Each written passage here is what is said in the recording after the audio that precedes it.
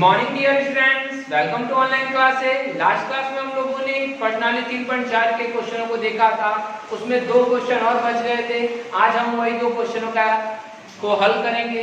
तो आप सभी वीडियो को पूरा अच्छी तरह अंत तक देखिएगा।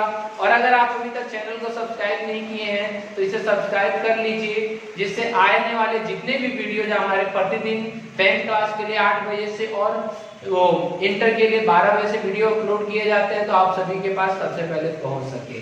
तो चलिए क्वेश्चन देखते हैं। तो क्वेश्चन है, मीना 2000 रुपए निकालने के लिए एक बैंक गई।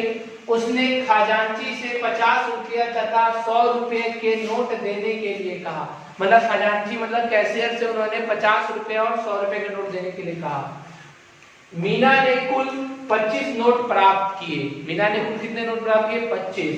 तो ज्ञात कीजिए कि उसने 50 रुपए और 100 रुपए के कितने कितने नोट प्राप्त किए। तो जो चीज दे रखा है हम उसको लिख देंगे हल में। ज्ञात क्या करना है हमें? कितने नोट प्राप्त किए? 50 और 100 के। तो जो चीज ज्ञात करना है हम यहाँ माना की में लिख देंगे।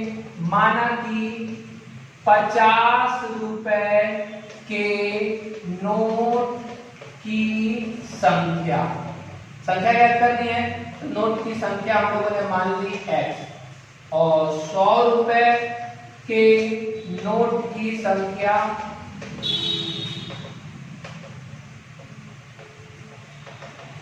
बराबर में क्या मान ली? y। इसमें x मान लिया गया, इसमें क्या मान लिया गया? y। तो आप बिल्कुल ध्यान से देखिए, मीना ने 2000 रुपए निकालने के लिए एक बैंक में गई। मतलब 2000 रुपए निकालना है उसे और 50 रुपए और 100 रुपए के नोट में निकालना है। ठीक है, तो प्रश्न की पहली शर्तानुसार पहला शर्त कह रहा है कि उसे 2000 रुपए निकालने हैं। कितना रुपए निकालने हैं उसे? 2000 रुपए निकालने हैं। तो उसके टोटल रुपए है 2000। अब उसमें वो 50 के और 100 के नोट चाहिए। तो 50 के नोटों की संख्या कितनी मानी गई है? x। तो 50 के नोटों की संख्या हो गई, तो 50 रुपए के कितना हो जाएगा? 50 गुणे x। और 100 के नोटों की संख्या हमने y मानी है, तो 100 के कितने रुपए हो जाएंगे? तो 100 गुणे y हो जाएगा। अर्थात उसके जो टोटल रुपए थे 2000 थे, 50 गुणे x और 100 गुणे y बराबर 2000। उसने 50 रुपए के x नोट लिए और 100 रुपए के y नोट लिए, तो दोनों को मल्टीप्लाई करके जोड़ देंगे तो हमारा क्या हो जाएगा? कुल रुपए हो जाएगा, मतलब 2000 रुपए। ठीक है, तो समीकरण नंबर कितना हो गया? ये डायरेक्ट बन गया 1। अब समीकरण नंबर 2 देखते हैं। तो 2 क्या है? मीना ने कुल 25 नोट प्राप्त किए। मीना ने कुल कितने नोट प्राप्त किए? 25 नोट। अर्थात प्रश्न की दूसरी शर्त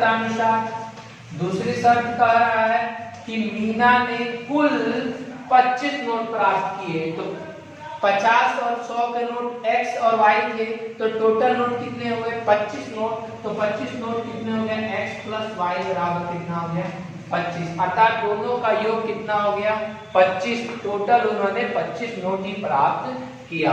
तो x प्लस y बराबर हो जाएगा 25। ठीक है, फिर से एक बार देख लीजिए। 50 रुपए और 100 रुपए के नोट की संख्या बतानी थी, तो 50 रुपए के नोट की संख्या x मान ली, 50-100 रुपए के नोट की संख्या y मान ली। तो प्रश्न की पहली शर्तानुसार उसे 2000 रुपए निकालने थे, तो 50 गुणे x प्लस 100 गुणे y बराबर क्या हो गया? 2000। और दूसरी शर्त क्या कर रहा है? उसके पास कुल 25 नोट थे, तो x प्लस y बराबर 25 हो गया। अब दोनों इक्वेशन फॉर्म में लेकर के एक फिर उस कौन सी विधि से सॉल्व करेंगे? तो विलोपन विधि से सॉल्व करेंगे। तो अब यहाँ देखिए दोनों समीकरण को, इसमें 50x है, यहाँ खाली x है, यहाँ 100y है, यहाँ y है। मतलब दोनों बराबर तो है नहीं, तो कोई एक को बराबर करना है तो किसको बराबर करेंगे? यहाँ 50x है, यहाँ x है, तो इसको 50 से बराबर कर दीजिए। तो क्या करेंगे हम लोग?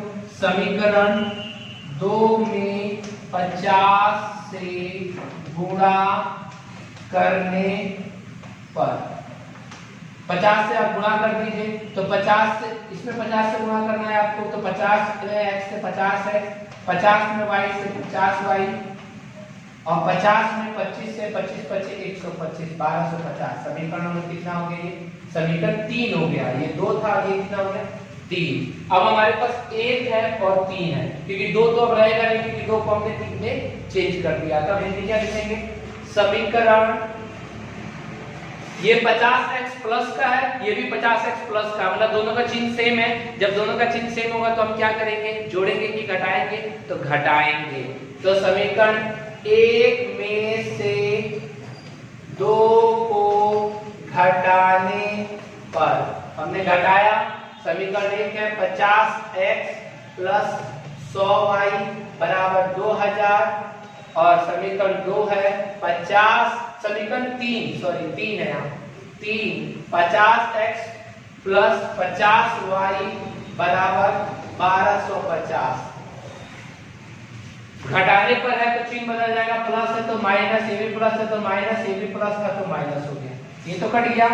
100 में से 50 गया तो माइनस, प्लस का ज्यादा है तो प्लस का 50y, और 2000 में से 1250 घटाएंगे तो 0 का 0, 5 10 में से 5 गया 5, और इधर था यहाँ 10 में नहीं 9 हो गया, 9 में से 2 गया 7, मतलब 750। y बराबर 750 बटा 50 कितना हो गया, y बराबर 15 × 5 = 75। y का मान कितना आ गया, 15 आ गया। तो y का मान कहाँ रखने पर, समीकरण 1 में भी रख सकते हैं, 2 में भी रख सकते हैं। आपको आसान कौन सा लग रहा है, 2 आसान लग रहा है तो 2 में रखिए।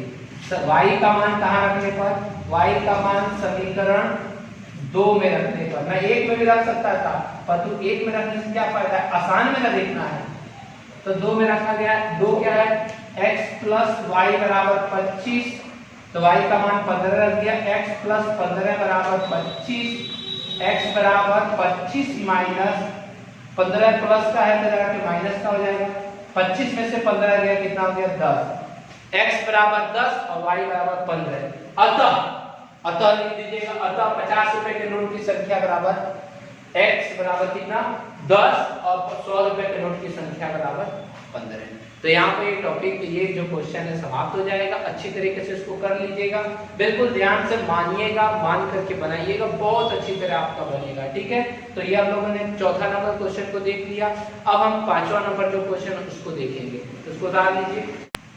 चलिए स्टूडेंट्स, अब हमारा नेक्स्ट क्वेश्चन है, किराए पर पुस्तकें देने वाले किसी पुस्तकालय का प्रथम 3 दिनों का एक नियत किराया, मतलब 3 दिन का पुस्तक लेके जाइए, 3 दिन रखिए, उसका आपको नियत किराया देना होगा। 1 दिन भी रखिए तब भी उतना देना होगा, 2 भी रखिए उतना ही रखना होगा, 3 दिन तक आप रखिएगा तब भी उतना ही किराया देना होगा, वो नियत किराया हो गया। तथा उसके बाद प्रत्येक अतिरिक्त दिन का अलग किराया है, मतलब 3 दिन के बाद अगर आप जितने दिन रखते हैं तो उसका अलग से किराया है, ठीक है। सविता ने 7 दिन तक एक पुस्तक रखने के लिए 27 रुपए अदा किए, 27 रुपए अदा किए, 7 दिन तक सरिता ने पुस्तक रखा।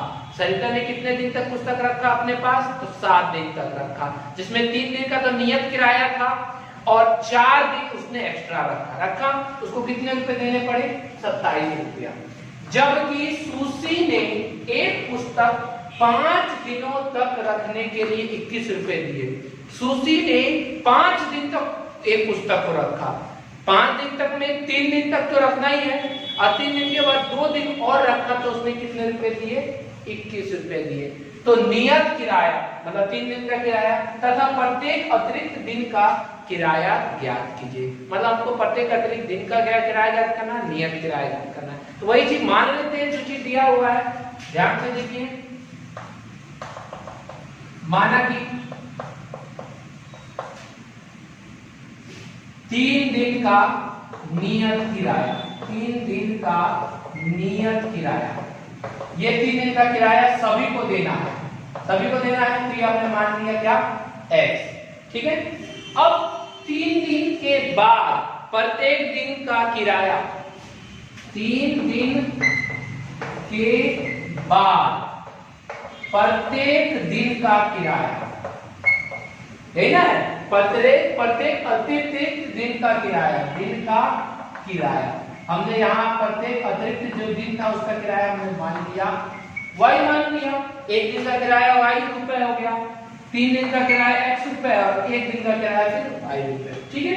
3 दिन के बाद, तो इसलिए हिंदी में लिख दिया। अब प्रश्न की पहली शर्त अनुसार थोड़ा सा ध्यान से पढ़िएगा, बिल्कुल ध्यान से। हिंदी वाला सवाल को अच्छी तरीके से पढ़ा जाता है, पहला शर्त कह रहा है कि सरिता ने, यहां से शुरू है पहला शर्त, सरिता ने 7 दिनों तक पुस्तक रखने के लिए 27 रुपए अदा किए।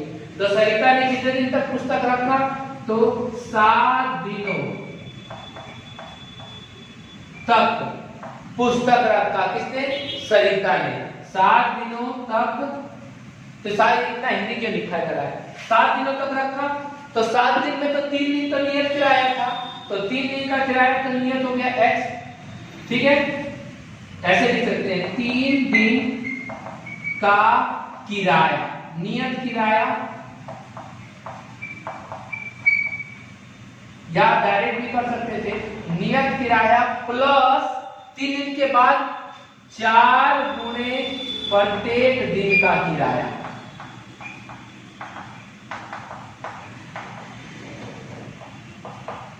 बराबर कितना? 27 रुपए। 3 दिन का किराया प्लस 4 गुणे प्रत्येक दिन का। 3 दिन के बाद 4 दिन हो रहा है, 7 दिन टोटल है। 7 दिन में से 3 दिन तो नियत किराया हो गया, 4 दिन आपका प्रत्येक दिन का किराया। 3 दिन का नियत किराया x और 4 गुणे प्रत्येक दिन का किराया क्या था? y। बराबर कितना हो गया? 27। समीकरण नंबर कितना हो गया? 1। इसी प्रकार से प्रश्न की दूसरी शर्तानुसार, बिल्कुल ध्यान से देखिए, दूसरी शर्त आपको पढ़ रहे हैं किताब में मिल गया होगा। जबकि सुशी ने एक पुस्तक 5 दिनों तक रखने के लिए 21 रुपए दिए, मतलब कि 5 दिन तक रखने के लिए दिए, तो क्या हो गया? 3 दिन का नियत किराया अब प्लस 5 दिन है तो 2 दिन हो जाएगा, 2 गुणे प्रत्येक दिन का किराया, 2 गुणे प्रत्येक दिन का किराया बराबर कितना? 21 रुपए। 3 दिन का नियत किराया कितना? x और 2 गुणे प्रत्येक दिन का किराया y बराबर 21। समीकरण नंबर कितना हो गया? 2। समीकरण 1 ये रहा, समीकरण 2 ये रहा। आप दोनों को सॉल्व कर लीजिएगा, घटाने पर कीजिएगा तो x कट जाएगा और ये करके आप y का मान प्राप्त करेंगे और y से फिर समीकरण 1 में रख करके y से x का मान प्राप्त कर लेंगे। जैसे आपका x और y का मान यहाँ प्राप्त करेंगे, विलोपन विधि से कीजिएगा, x और y का मान आप प्राप्त कर लीजिएगा, तब लिखिएगा अतः नियत किराया, मतलब 3 दिन का नियत किराया बराबर इतना रुपए और 3 दिन के बाद प्रत्येक दिन का किराया बराबर इतना रुपए। ठीक है, अतः लिख लीजिएगा, बन जाएगा आपसे। इसको बना के मेरे व्हाट्सएप पे भेजिएगा कि बन रहा है कि नहीं आपसे। ठीक है, और अगर कोई दिक्कत होगी तो जरूर बताइएगा। ठीक है, जल्दी से इसको आज बना लीजिए। चलिए फ्रेंड्स, अब बारी है होमवर्क की। तो अभी हम लोगों ने विलोपन विधि को समाप्त किया, उसके प्रश्नावली 3.4 को कंप्लीट किया, सारे प्रश्नों को बनाया है।